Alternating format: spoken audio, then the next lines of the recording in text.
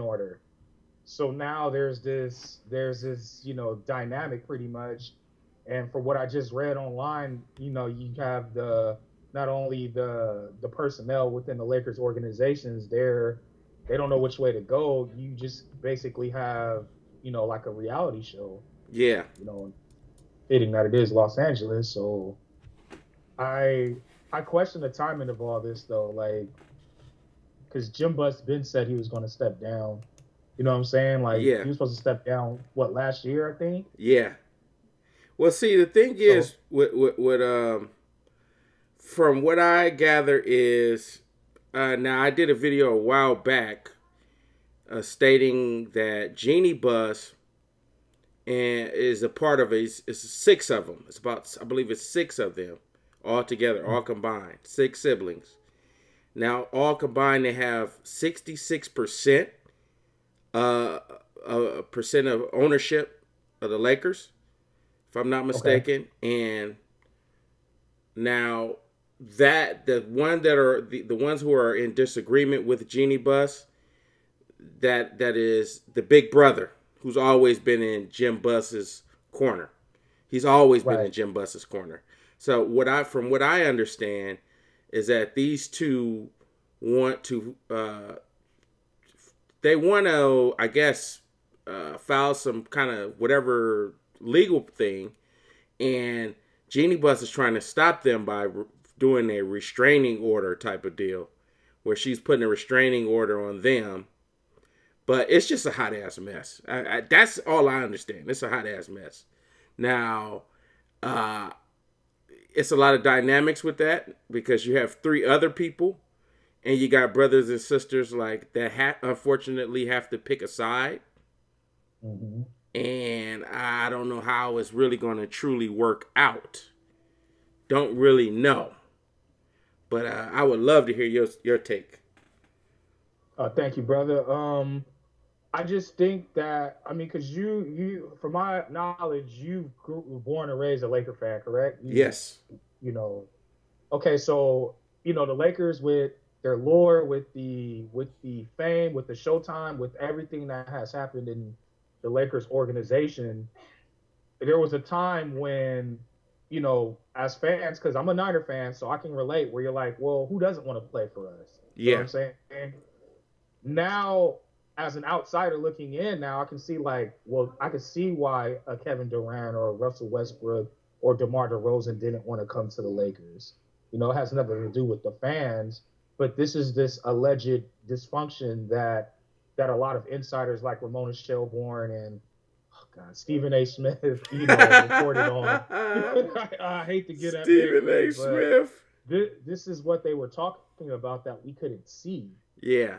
and it's not attacking the Lakers lore, the Lakers fan base, but I can see why like a superstar free agent didn't want to come here now, Yeah. regardless of Hollywood, uh, Kobe with his work ethic. I know that rubbed a lot of people the wrong way because Kobe, as you said in that book that you talked about on your last Showboat. podcast, Showboat, Kobe was obsessed.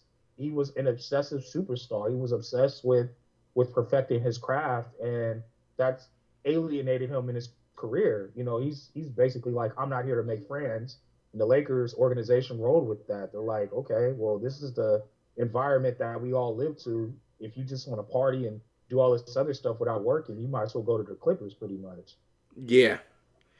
Well, the thing is, it's since we're on this topic, man, it's just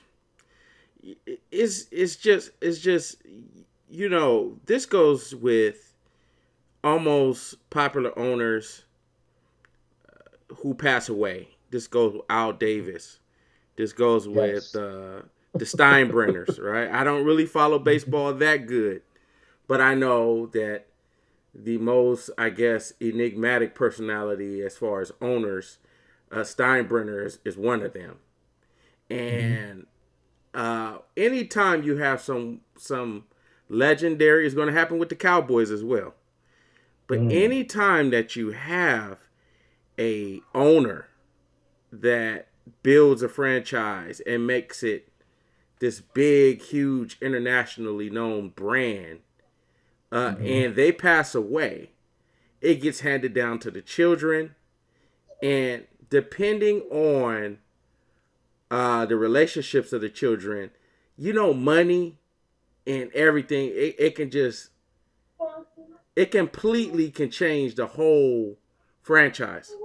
And I think that because their communication sucks so bad, Genie Bus, Jim Bus, the whole dynamic of the siblings having to pick a side, that Mm-hmm. now you're in a situation where legally, uh, you damned if you do, you damned if you don't. Now you got nephews, nieces, grandsons, granddaughters, all types of siblings that are going to be affected by this sour relationship. Mm-hmm. And when it comes when it comes to the basketball players wanting to come to the Lakers, it has severely hurt us that ownership hasn't been as transparent or hasn't had a clear direction as far as where the franchise is going. Because if Right. you remember, LaMarcus Aldridge, this is why I was telling guys as far as the Paul George situation. You had Mm-hmm. Paul George. Paul George is saying, "Oh, I want to come to the Lakers," and I'm saying, "Hey, take it easy. This always happens. This always Mm-hmm. happens." A superstar says, "I want to come to the Lakers." There's a report, and then what happens as they get closer to free agency? You got different teams sliding in there. They're making moves. They're trying to accommodate the players. But when you come to the Lakers, they're dysfunctional as hell. They got legal problems going on. You got sisters Mm-hmm. and brothers that's not getting along.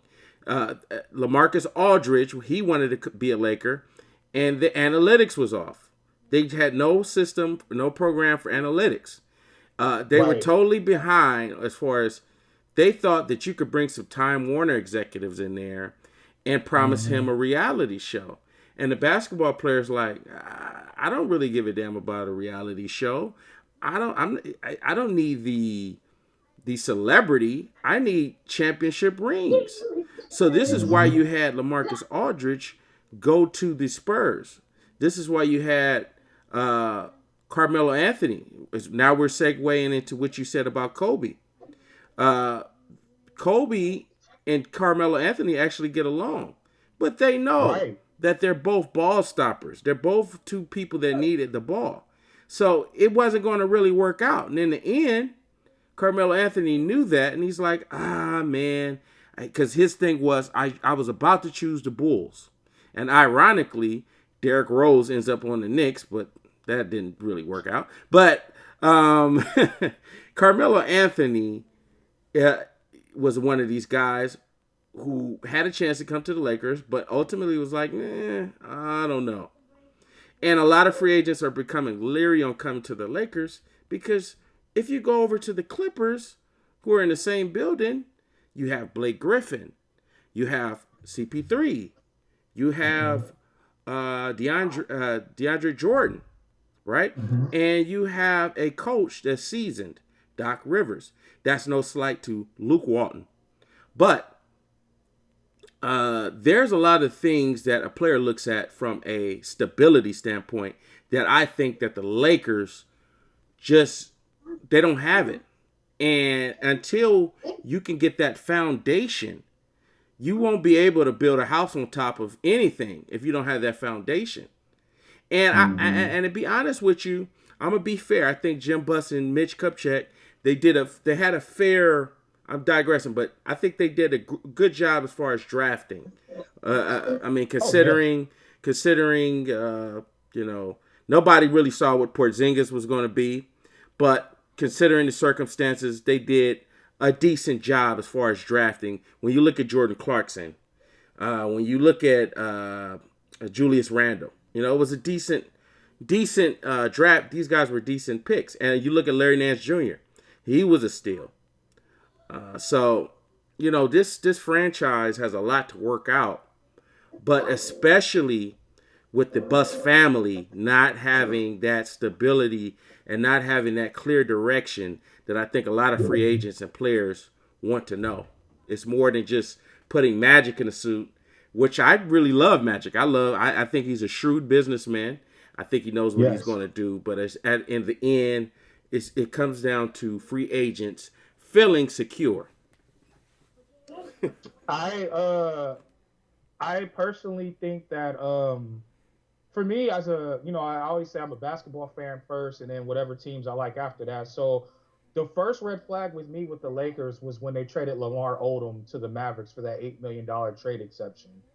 I know a lot of veterans thought that was a real effed up move.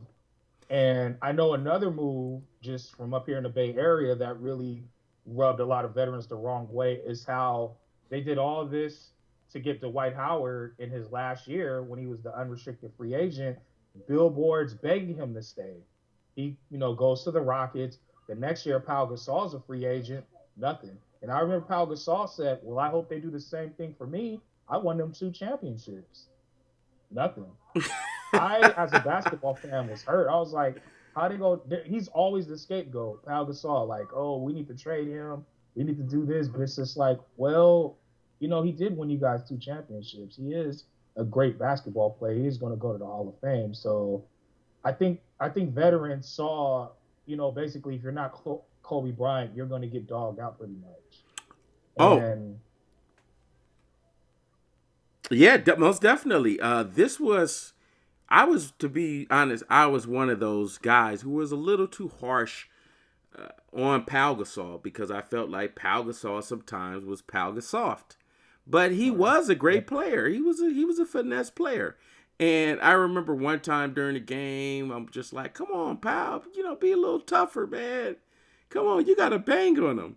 And my brother looks at me. He says, "Dude, what Euro player do you know bangs on people?" And I was like, I just felt like a dumbass. And we laughed about it afterwards. He's like, "Come on, dude. They do finger hooks and finger rolls. I'm like, man, I just want this dude. He's so talented, but it's just like, but us as Lakers fans collectively, we have a bad reputation of not really appreciating the players who put on that purple and gold and don't give this unrealistic stat sheet of, where you just put it down every single game. Now, we do have favorites. I believe Derek Fisher was a favorite, but even he ran yes. thin when he got kind of long in the tooth. And fans were like, "Man, why isn't this guy trading away Derek Fisher, or why?" And he finally traded Derek Fisher, and he got, believe it was like he got traded to a team and they cut him. But definitely Pau Gasol. I was just speaking with my buddy earlier, who's a Clippers fan, who said yes, the Pau Gasol is definitely going to get his jersey retired. Now Mm-hmm. we did. Now our thing was he was asking me, man, what MVP won't get his jersey retired? And unfortunately, we were thinking Rose. We were like Derrick Rose, because his decline was so sharp that I mean, I was just thinking like, wow, I don't think he's gonna get his jersey retired in Chicago. Am I losing my mind? Am I going crazy? No, you're right. There was some behind the scenes stuff that happened in Chicago. That's the reason why he's not there anymore. The whole thing with his alleged sexual assault case. I know that had a lot to do with it, just from like hearing all the insiders talk. But you're right as far as dissension, because I believe his second or third year he won the MVP, and it was just like, wow, like where did? I mean, we knew he was raw in college. He was the first pick, and it hurts because all his injuries he's been through, and just to see him just being a role player now, having those glimpses of MVP season, and it's like what happened to this dude? Yeah, But I wanted to. no, go I'm ahead. sorry. I want to touch on something you said earlier about Laker favorites. I remember there was times in the past where you guys would have good players. Like I remember when you guys had Kendall Marshall and he got a bad rap, and I was like, okay, he's not Derek Fisher, but he is averaging 9 points, 9 assists. He is trying to do a good job. I mean, when you guys had Ed Clark, and I was like, they got some solid. This is the time when you had Bernie Bickerstaff, then Byron Scott. So all this Yes. transitioning. So what me being a Warriors fan and being in basketball purgatory for more than 15 years, you learn to look for you know talent at the quote unquote bottom of the barrel. Yeah. So I think the Lakers run was so far for so long. It's hard to see a great player who on a bad team, pretty much. Yeah. Well, see, look, we can even go a little bit back when we got Ramon Sessions, because you got to think about it. This franchise historically, well, outside of Magic, because Magic, this is why I say Magic is the greatest Laker of all time. I'm going a little bit I off, agree. but I think No, that I agree. I think that Magic Johnson is the greatest Laker of all times. And a lot of people say, "Oh, hell no, it's Kobe, it's Kobe," and I'm saying, man, you just got to look at it from you just got to look at it what it is. If you got an all-time team, you're going to pick Magic as a point guard, and then you're going to pick Jordan as a shooting guard. Unfortunately, that's just the way it is. And Right. for the three, you could play LeBron at the three, but I mean, hey, that's a different subject. But Right. you know, I honestly, uh, when we got Ramon Sessions was a decent point guard because Yeah. we had nothing pretty much. You had guys like I Steve remember Wade. during the championship season, we had a guy that was from Detroit. Forgot what his name was. He was just kind of like Is a it Jody backup. Meeks? Not Jody Meeks. This is during the championship years. This is I forgot I this know guy's Steve name, Meeks. but he played for the Pistons. I forgot what his name is. I can't get it. I can't get it. But anyhow, this gentleman, we had like little players, Smush Parker, uh, just decent, all right. But the Fine. Lakers haven't historically been known for their point guards besides Magic and Jerry West too. But I'm saying post Magic. So when we got Ramon Sessions was a decent point guard. He wasn't. He wasn't Magic, but he was a decent point guard. And I think that Laker fans, we just wanted something decent as a point guard, something decent as some kind of traditional point guard. And I think we had Mm-hmm. that in Derek Fisher. He wasn't a great point guard, but he was a decent point guard. And after post Derek Fisher, I think we had Kendall Marshall. Kendall Marshall was decent. He had some games. It was like, wow, who is this kid? But Mm-hmm. ultimately, I remember he did some stuff where Nick Young was about to get jacked up, and it was like 4 or 5 guys surrounded Nick Young for the Suns. I think it was that guy Alex Lynn, Mm-hmm. and it was the Morris twins. I believe now one plays for the Pistons, Mm-hmm. but anyhow, Kendall Marshall was like leaps and bounds away. He was far away, and people were just roasting him because of that. And it was like, how come you guys don't have this guy's back? It was like no camaraderie. He's like, hey man, I'm on a 10-day contract, bro. I can't mess up my 10-day That's right. contract. So I'm sorry, man. Oh, man, I remember that now. Yeah, yeah. So that was something that happened. But we like players who are either energy. Think about it. We had Mad Dog Mark Madsen, who also works in the development of the Lakers, and Mad Dog Mark Madsen is a guy that's out here. He's beloved by a lot of Laker fans as far as being remembered for that parade speech. So you just got to be an energy guy, and I think Now going back to where we originally was talking about the turning point for the Lakers. That Lamar Odom trade was the start of it. When Lamar, Oh, I know what the turning point yeah, was. It was Andrew Bynum's elbow on JJ Barrera in the 2011 finals. That's that. I mean, not finals, in the playoffs. yeah, That was the downfall to me of the Lakers because he was already about to lose the series, and then he just did the cheap shot on Barrera, and that's when everything started to go. Because I think Lamar Odom got traded that offseason, and then there was the whole thing with Bynum, and then it just you know, it just didn't materialize after that. it And was. then that's around the time that Magic Johnson, because Twitter wasn't that big around that time, but I remember that's around the time he got on Twitter, said we have to say, and then like he caught flat from the LA media because they're like, you're supposed to be a LA Lakers guy. Why are you roasting the team? You're supposed to support the team no matter what they do. And I'm just like, Yeah, you know what it was. The turning point uh, for the Lakers was that actually it was that game. That was the start of the end because you had Phil Jackson who got shamed off of the court. The yeah, Mavericks beat the brakes off of the Lakers. It was really sad how Phil Jackson had to go off the court.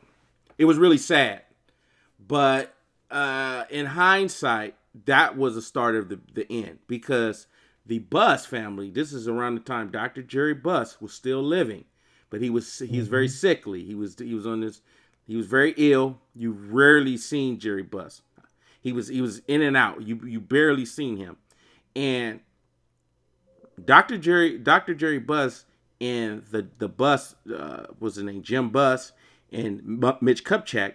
They collectively wanted Phil Jackson out of there. They wanted Phil Jackson out of there because they wanted to go in a new direction. Okay, they wanted Now, to do you go in a think new direction. with that being said, do you think behind the scenes it was like animosity towards him, you know, Phil Jackson dating, being engaged to Jenny Bus? Do you think that had any? Oh, absolutely. Now this actually stems from there. This actually stems from Phil Jackson always getting the acclaim, always getting the praise behind the Lakers winning championships. See, the general manager, Jerry West, and I think Jerry West and Phil Jackson don't really get along right now. But it's always been this animosity like, wow, look at Phil Jackson, 11 rings. Wow, he's like Gandalf. He's like the basketball great whisperer. He's worked with Magic. I mean, he's worked with Kobe Bryant and Michael Jordan and Scottie Pippen and Shaq, all the all-timers. This guy is just phenomenal. He's phenomenal Mhm. because he's worked with the all-timers. Not any coach could coach these guys. And then you have people that say, hey, anybody could coach Kobe and Shaq. Come on. So I think that because Phil Jackson has always received the credit, and Dr. Jerry Buss, and he's known as the greatest owner, one of the greatest owners of sports history. But a lot of the Mhm. guys in the background kind of didn't like that. They just didn't like that. And Jim Buss wanted to be in a situation where he wanted to drive his daddy's car. You see, you want to feel like, daddy, I got this. Don't worry, dad. I don't want this guy feeling like there's always this thing between this dynamic between men, where hey, this is your dad's company. This is your dad's business. So ultimately, what are you trying to do? Are you trying to get with my wife because you think my dad's going to pass away and you're going to kind of take over the ride because Jeannie's always been the brains of the operation. She has her finance, I believe, a finance degree, or she has some kind of degree from USC or Mhm. business or something. She's a very smart, intelligent girl. So Yeah. she's been prepped. She's been primed to be in the position that she's in. So it's not foreign to her. And Jim, that's been his boy. That's been his favorite. and he's been prime. Jim has been primed to take over the Laker position, and I believe when the father passed away, that was his father's wishes. His father was wishes were for Jim to be the one to take over.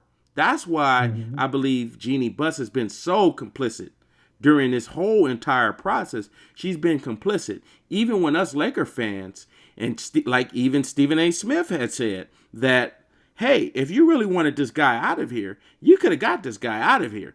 I just think that Mm-hmm. now that she officially had Magic kind of be the guy to come in there, and she staged a coup, and they or a mutiny to get Magic. I mean, to get Jim Buss out of there. She kind of felt like, well, hey, I did it the way it had to be done, and this is a new day. We're turning the page. But there's always been some kind of resentment towards Phil Jackson, because if you remember when Phil Jackson had the opportunity to come back to the Lakers, I believe there was a point. This is when Dr. Jerry Buss was really sick, and Yeah, like 2012, right. 13, I think. Yeah, I remember that. This is right after. This is 6 games into the 2012 season. The 2012 season. This is a Shaq. This is the Nash D12 era. This is the season after the NBA vetoed the Chris Paul Mhm. trade, and everything blew up. Right. I just saw the pain in your face by saying that. Yeah. So I remember it like vividly. I'm closing my eyes and I'm just painting a picture.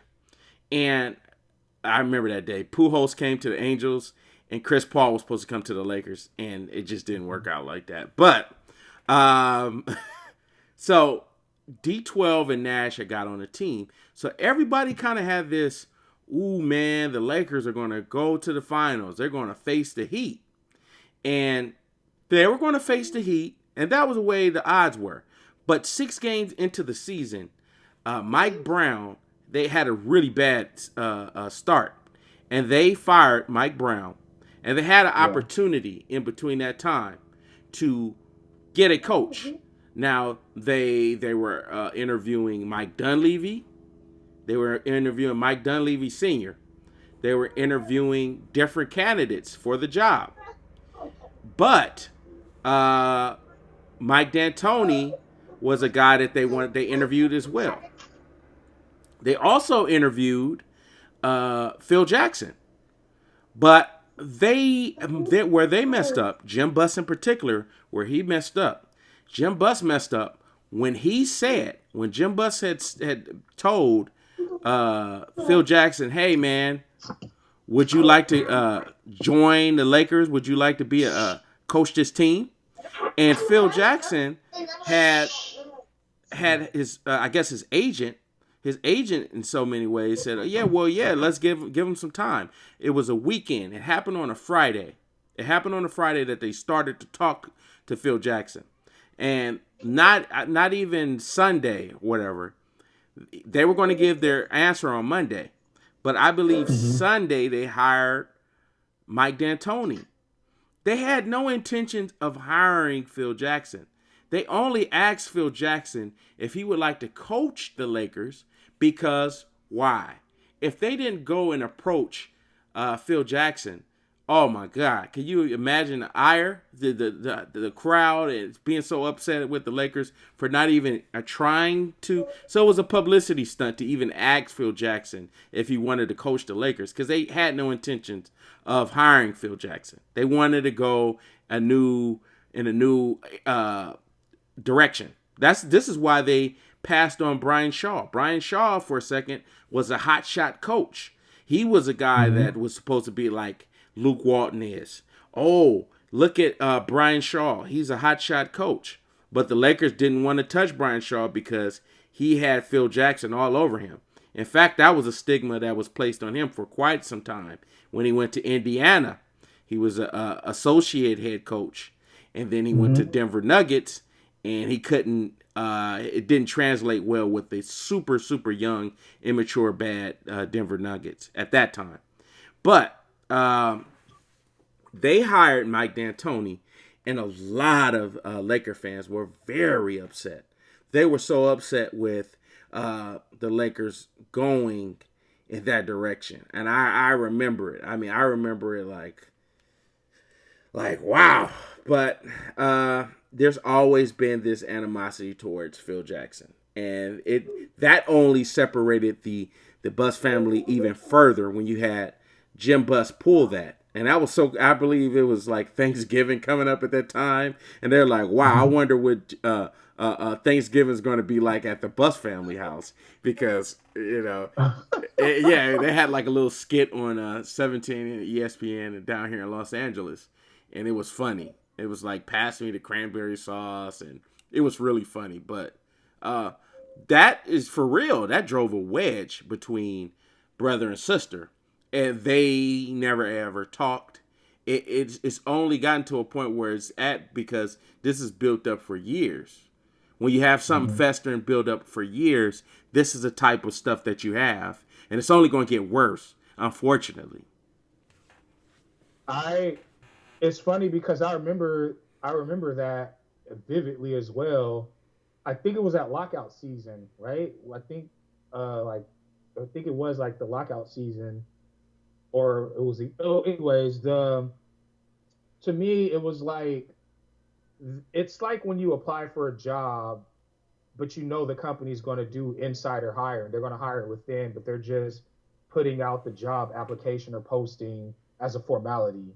So when they said that Phil Jackson got interviewed and that they were ironing out the details, I personally knew it wasn't going to happen because it leaked that Phil Jackson's health, he wasn't going to travel with the team and that he was only going to coach home games.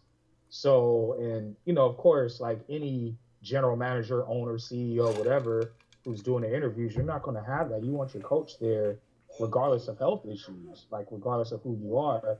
But I also remember it. It just seems to me that Magic Johnson, Phil Jackson, any other great man who's associated with the Lakers, we can even throw Kareem in there, that is kind of a threat to that to the male Buss's crown or their legacy. Because I remember Kareem went on this huge like tirade about how he been disrespected by the Buss family. Why doesn't he have a statue? Why don't they call him for advice? I was just like, there's something brewing here. Yes, as far as Captain Hook, there was a lot of bad blood. Now, historically, he's always felt like he's been disrespected, but in a sense, Kareem has brought this. Isn't just with the Lakers because he came in. He had mentored Andrew Bynum for quite some time. I remember the Lakers had brought him on, and he was helping out Andrew Bynum. Now, uh, yeah, Andrew Bynum No, did. real quick. I just remember around that time because the Lakers was going against the Magic in the finals, and while he was mentoring Paul Gasol and Andrew Bynum on how to play Dwight Howard, he was just like, all he does is dunk. He's like, just get into him. And then I remember Dwight Howard when he came to the Lakers, he was upset that Kareem had said those things and he wanted an apology. Just like, well, what he was right. I mean, how you gonna demand an apology from one of the greatest players of all time because he scouted you correctly? Yeah, and the thing is, uh, yeah, Dwight Howard is like ultra sensitive. Like you can't say anything about this guy. He'll do stuff that's totally oblivious to what everybody else is doing, like run around with stat sheets and say, "Hey, I didn't get the ball," this and that. But at the same time, would be upset with you because you said something about him. Now the rumor was that Kobe had said something about Dwight Howard, and Dwight Howard had cried at one point, and Kobe just said it. Stoic. He's a stoic person. He's a person that doesn't care how you feel. In the game of basketball, he's a passionate killer. So he's a psychopath. So he doesn't care how you feel. He's just, hey, I just want you to bring it every game. That's why afterwards, towards Kobe's farewell season when he was in Houston, they kind of lightened up. And he said, hey, I just wanted the best for D12. I wanted him to be the best player on the Lakers. It just didn't work out, and hey, we all got to move on. We all got to do our own thing. So, but back to Kareem Abdul-Jabbar, and he was mentoring Andrew Bynum, and Andrew Bynum, he said was disrespectful to him. I believe he was getting a stipend from the Lakers. They had him on some kind of weird position, but around the time that Magic got that thing, that statue, it was true. It was like, hey man, how come I don't get a statue? But what I was alluding to earlier was, what's his name? Captain Hook, Kareem Abdul-Jabbar, has always been a figure that was very enigmatic, very not friendly with the media. Okay, hey, he doesn't speak with people that he met out on the streets. He didn't talk with them. He didn't. He was a very, very tall person. He knew that he was black during a time where being black wasn't the coolest thing to be, where people looked at you funny. So he kind of always had this the stigma that he carried with himself as being a sort of a jerk. And the media, this is why a lot of times when you hear about the greatest player of all time, automatically people say Jordan. It's almost like Kareem Abdul-Jabbar gets crapped on. Even though when I did my greatest Laker of all time video, I had to speak about him because I says, hey, I respect him. I know what he's done and everything. But, I had to pay Kobe over him as far as the greatest Laker. But, he always gets crapped on. And he had a right to speak up. But it was kind of like, hey, man, you had to beg. You kind of had to beg for your statue. You're an all-time great, and you had to beg for your statue. That's kind of crappy. That's kind of corny. And Shaq's got one coming up. Can't wait to see the Kobe one, but I know they're working on that. I think Kareem, who I've always admired, just for the simple fact that basketball is predicated on scoring points, and he's the all-time point leader, but nobody has ever copied the skyhook. And because basketball now is a guard-dominated, league, it just I feel why Shaq, why they say these things about the bigs of today. Kareem also, as you know, he always catches flack because he speaks his mind. He speaks real. He's very, poised and when he comes to his answers. He's, very methodic. He's extremely intelligent, but he's not going to kiss anybody's ass, and he's not going to hold anybody's hand when it comes to certain things. Like I remember the when he was talking about the Muhammad Ali, getting called to go get drafted, and he said, him, Bill Russell, Muhammad Ali, all these great black athletes and prominent figures, and he's like, I wouldn't call Kobe or LeBron if it was around that time. Remember, this was like a few years ago when the Clippers went through the Donald Sterling fiasco. Yeah. And a lot of people didn't agree with that, or it's like, oh, Kareem's like he's bitter. He's always like saying these things. But for me, it's like I notice a pattern. It's always the white media that says these things because Right. he's smart, because he doesn't agree with the quote unquote likable black athletic figurehead that Yeah. he's some kind of a they're gonna try to they use that to try to like divide and conquer type of deal. Yeah. Yeah.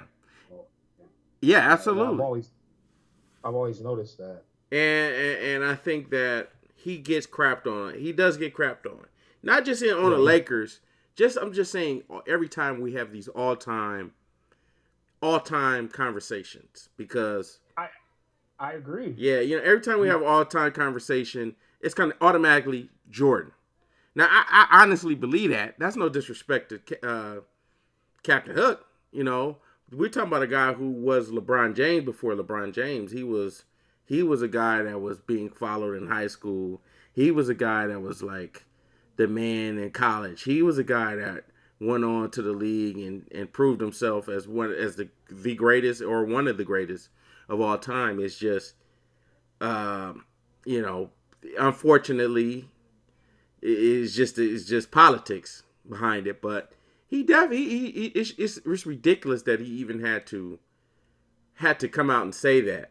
It's almost like if you work for a company your entire life, or you gave the company some of their most profitable years, and it was because of you, and Mm-hmm. and not just your division, the whole entire company, and nobody showed that respect to you. How would you feel?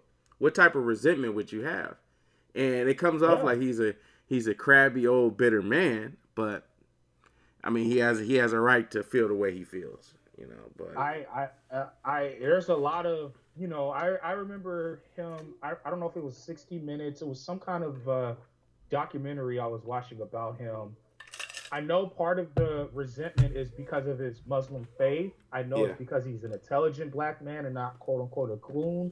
I Yeah. know it's because he is 7 feet and he does have the scoring record that I don't think anybody will catch. There's Yeah. all these things that factor into why Kareem gets overlooked. I mean, um, I kind of alluded to this earlier with my, you know, with the sexual swindle series I have on the couchsports.com. It's, Kareem's stats. He's not a sexy personality where Shaq, Kobe, Magic, they're fun loving. They're going to do like all these excellent commercials. They're going to, speak on certain issues. They're going to be likable within the white media. And, that wasn't Kareem.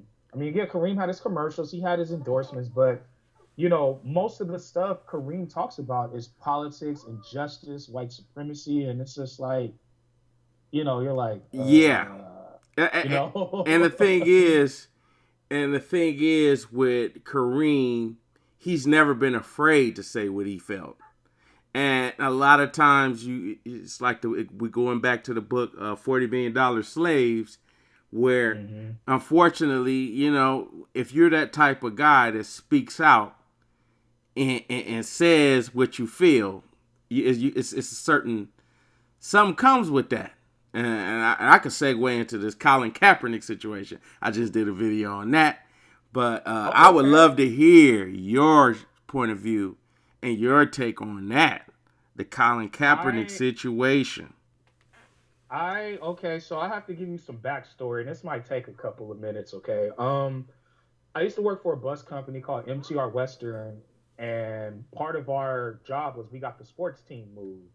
So our client was the 49ers. So we would take the Niners from Santa Clara to San Francisco, their opponents, this type of stuff. So when Colin Kaepernick got drafted, I believe 2011, 2012, I was always bus number two. So you could take the second stringers. Colin Kaepernick would help you with the luggage. He was very nice. Once Alex Smith got injured, and had the concussion, and he was on bus one, he totally changed. And people in the service industry that work with athletes and celebrities, you talk to one another. So he stood his girlfriend up at Ruth Chris Steakhouse. He started flaunting on Instagrams. He's getting paid. He just changed, which is obviously was going to happen. Yeah. For me, it's kind of like fast forwarding to today. The reason why I have this resentment towards him is because he did not say any of this stuff while he was winning. And to me, it's just like you just can't put down a proverbial dollar amount and be quote unquote woke all of a sudden.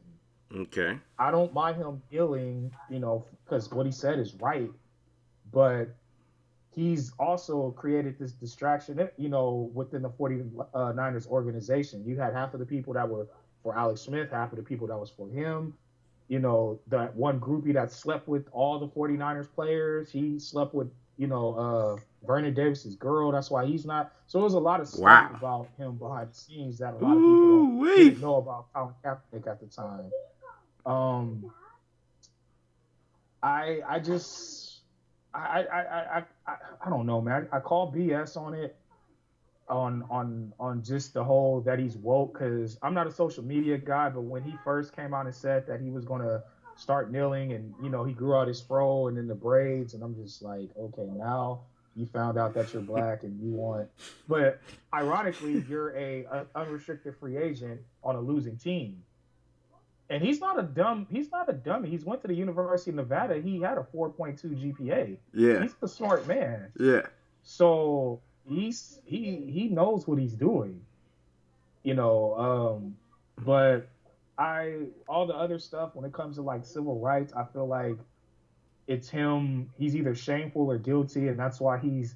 Hey, look! I just donated $20,000 to here. Look at me! Look at me! Hey, everybody! This is what I'm doing. Hey, where's my black card now? Like, okay, well, where was it? When you was doing all these antics and everything. Wearing the Miami Dolphins hat. You know what I'm saying? Saying that you don't need Steve Young or Joe Montana's tutelage, and being in Campbell Soup commercials with the likes of Aaron Rodgers, Drew Brees. You had no reason being in those commercials. So yeah, what did he do now? Like I don't even know. Like you said, he did a video. What did he do Okay, now? so I'm gonna tell you what he recently did, and I'm gonna let you respond off of that, cause I know you about to light it up now. Okay, so Colin Kaepernick, he got in there with the bosses. He got in there with the big boss, and he said the meeting went well. But wow, all of a sudden, he says, "I'm no longer protesting. I'm no longer kneeling during the anthem. I'm going to stand up and I'm going to put the hand across my chest during the. I'm going to stand for the anthem now. I'm no longer protesting. I feel like America is in a better place now. So I would like to hear I what can't you see guys your say. face. Are you smiling or are No, you? What? I'm just because this is audio. Are you I'm doing serious? this by audio. So, yeah, I would like to hear what you got to say, please. For those of you that don't know, check out Tareau article back in September 2016, the Colin Kaepernick conundrum and the Colin Kaepernick versus Black Power. I talked vividly about this happening. I said that this was all a ruse. So the thing with nobody, I don't even know where to start. Yes, Nobody you got just understands start. Just do it. Go because into it. okay. So here's the thing. He had a meeting with the Broncos, Okay. and Elway was like, there's no way you have to restructure that contract. There's no way we're going to take you. This was last off season, so around Okay. this time or last year, maybe a little bit after, so like May, June 2016, before training camp.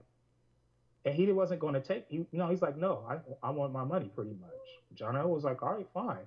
So that's when he quote unquote became like woke. Like he was starting to put, if you look at his Instagram timeline around the end of 2015, beginning of 2016, that's when he started putting these MLK quotes and Nelson Mandela quotes, and a lot of his diehard followers was like, oh, it's because he was inspired by Nelson Mandela.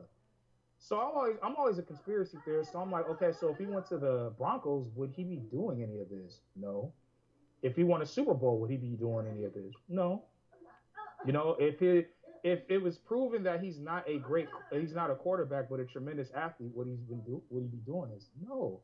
He sells controversy no matter where he goes. He knows what he's doing. And what he did was he swindled 49er Gold Rush. He swindled the rest of the football nation who loves him. He knows exactly what he's doing. He's not kneeling anymore because he's trying to prove that if I go to a team that's in a mostly red state or red town, I can play my house Negro role. I can stand for the flag that I just desecrated pretty much. But he knows what he's doing. It doesn't. I called it, so I want my credits, people. I said this is just a ruse, and everybody called me a hater, and I'm this and I'm that. I know what I'm talking about. I worked around the guy. Like I see what I see. Woo! You might as well call that the ether, man. That was the ether of That was Ether of Colin Kaepernick, man. I got it from a Bay Area, for real, intimate perspective. And, Yeah. man, yeah. No, you think you think I don't like him. If you ever met my mom, she hates him. Like Yeah. she would like roast him. Because here's the thing too, a lot of people don't understand. When he first kneeled and it became this big act, like it, there's only these events. I say an event happened once a month where it shuts everything down: the internet, social media, the news, just everything. He said he was going to meet at Third Baptist Church here in San Francisco, which is a historic Black church. He made this. He did all this belly aching. You had all these people who were supporting him. All these elderly blacks that were, who protested during the civil rights. He couldn't make it, and he said it was for football reasons because the schedule didn't match up. A Okay. lot of people were upset, but he never rescheduled. Mm. Have a lot of angry people like, dude, like you've never said anything about, your quote unquote blackness. You do this, we support you, and then you flake on us, and then you say you donate $1 million for your organization to these various projects, and like 50,000 of that is like to make a visual aid with children in Dallas on how to protect themselves. Or so it's like, come on, dude, like really, that's not what the community needs. Yeah, well, yeah, you heard it. But You I'm heard but I'm but I'm a hater because I've been black 33 whole years of my life. I'm it. but And, I'm a hater. no, I mean you put it out there, man. You said it what it was, brother. You called it what it was. So hey, yeah. So I that's your. I I think it's just like on a lot. It's just like when Paris Hilton was about to go to jail to clean up her image, and then like one of the paparazzi took a picture of her holding all these books, and one of them was the Bible, and it's just like, okay, Right. that's what it reminded me of. Okay, so because the camera's away, he doesn't do anything like, if it's off camera or behind the scenes, you're not. No, he wants his publicity. Yeah. And because yeah, because we live in this, melting pot inclusive society here in the Bay Area where you have different races and, different people of different ethnicities who love Colin Kaepernick because, he's the new black to a lot of these guys. When people say up here when they have a black friend, that's what they think black is. Somebody who is biracial who just found their blackness. You Wow. know. I mean, wow. So you can hear why it hits so close to home for me. Why I take it very personal when it comes to these type of situations. Like, Whew. Man, man, he got ether. He got ether, man. He got ether. and I'm a Wow. hater. Remember that. Yeah, I mean, it's nothing I can follow up after that, brother. I mean, damn, ain't nothing I can say. So yeah, man, I mean, you had receipts, you was pulling them out, man. I'm like, I, jeez. when it could be anything in life. When like I was telling my Latino partner this, I'm like, it's just like if Jennifer Lopez came out and started doing more like Latino favorite or Latino favorite type of films. And for you guys that's in the La Raza community or within the Latino community, you're like, well, where was you at during the Made in Manhattan and all this other stuff? Like, when you was portraying like a white girl, pretty much. It's kind of like that. I mean, it's one thing to be proud of your ethnicity and never forget and everything, but when you start doing things, it's not how you do. It's not what you do. It's how you do it, pretty much. Yeah. And I just call BS on everything. You Yeah, know, yeah. I mean, hey. Reverend Amos is still waiting for you, Kaepernick, unless you paid him off. I know those followers are still mad. Wow. Wow. Wow. I mean, you talk about completely getting undressed and just ripping a guy apart. It's nothing I can say after that, man. I mean, We man. talk about movie Get Out if you like. Yeah, I'm gonna save this one. I'm gonna save this one. I'm gonna upload this one, and then you could take this one and